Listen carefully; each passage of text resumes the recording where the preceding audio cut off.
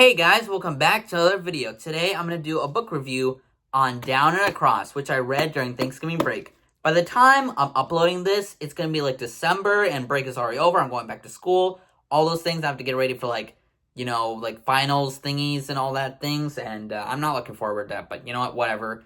Anyway, so Down and Across. This was an interesting book. Let's talk about the summary first. So basically, Scott has a track record of quitting. His best friends already know exactly what they want to do for the rest of their lives, and Scott can't even eat breakfast and not have a passion. With college applications coming, and his parents wanting him to have a practical career, he ends up sneaking to Washington, D.C. to seek guidance from a famous psychologist who claims the secret to success or something, I don't know.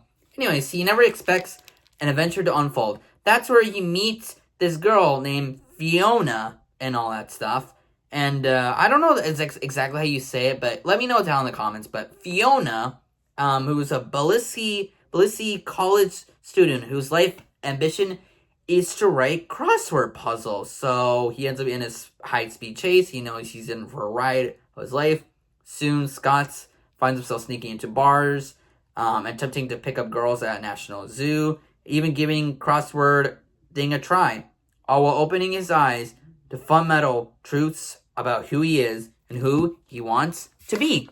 Sorry, I had to check something, but okay, so Down and Across. This is definitely an interesting coming-of-age story, as unique depth and all that stuff, unique character, wonderful characters, by the way, interesting idea for a plot and all that. I'd say, though, the problem with the story is the pacing. Its story is kind of hard to follow through a little during some sections. There's even one chapter, which I will not say for YouTube's sake, but there's just this one chapter that was not making me comfortable and all that stuff.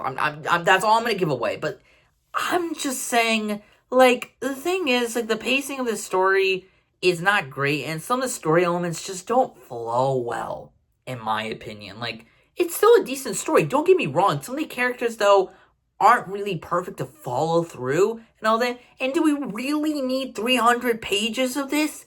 I don't think so. That's how long the story is, and it didn't really need to be this long. It makes sense for young adult stories to be this long, but it was really worth it to read this.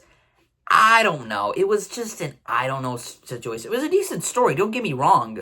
That's why I give this a 7.5 out of 10. It's an interesting depth. It's a unique idea for a concept or a story. But again, it's pacing, and some of the story elements just don't flow well and all that stuff. I know I could have given it maybe like an 8 or something, but 7.5 seems reasonable just because I don't think this is really a book I would read again. It's still a decent book. That's why I put it like that high, but it's still like something I wouldn't read again. I'm not trying to be rude. Just, it's like, I could have easily just given it like a 6 out of 10 and called it a day, but I gave it a 7.5 because at least it had some interesting depth and all that stuff, but some of the pacing and all that stuff still not makes it a book I want to read again. I'm sorry, but it just, for this crossword idea, it works initially, but then later on, its pacing is just not great and all that.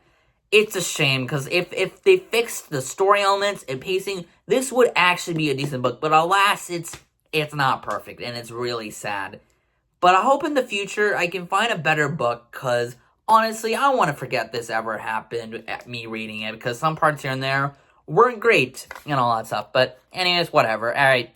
Happy December. Goodbye.